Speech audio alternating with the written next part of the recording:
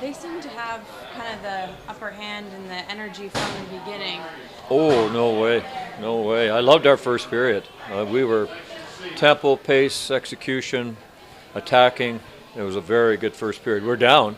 They got two very lucky goals, but no, I liked a lot of the stuff we did. Really good.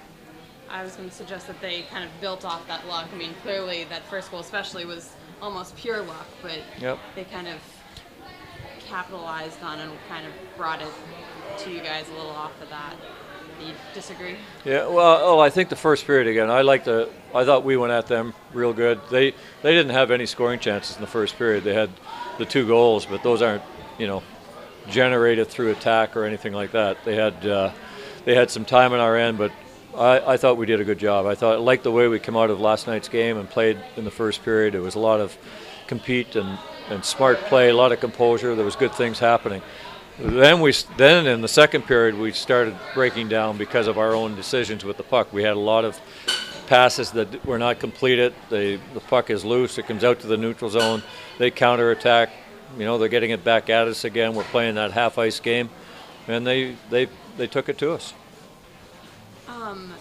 That second period, how you say they took it to us, forced you to play that half ice game. I mean, to go 7 minutes without a shot, how much does that then become a kind of mental block of trying to do too much? It's just it's just the momentum that's built in the game now. I don't know if it.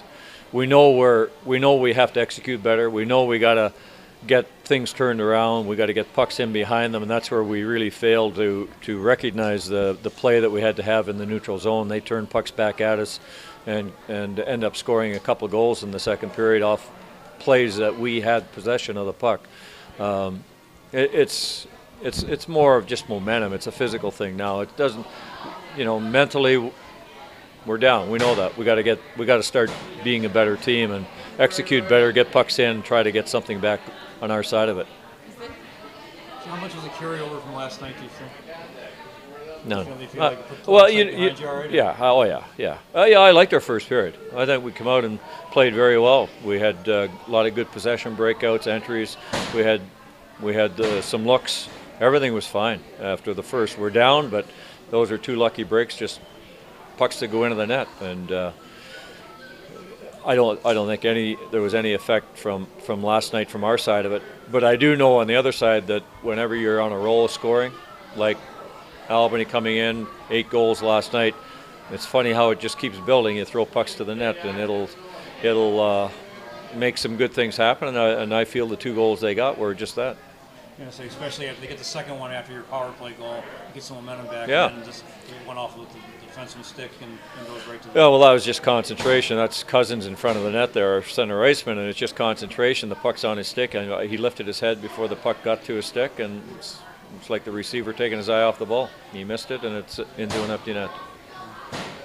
Is there any concern after consecutive losses, particularly having allowed so many goals?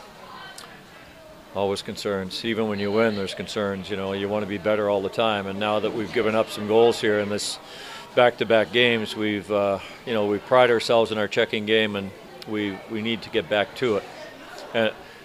And the other part of it, though, I don't think the checking game was that bad. It was the possession game that was the real problem for us.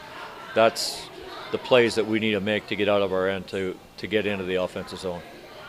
There are a few times that it's that possession game you're referring to looked just kind of almost lost. Strong terms, maybe not quite that strong, but Manning mentioned last night that there's some need for attention to details and everyone knowing where they're supposed to be at a given time. Do you think that might have been the case tonight? Well,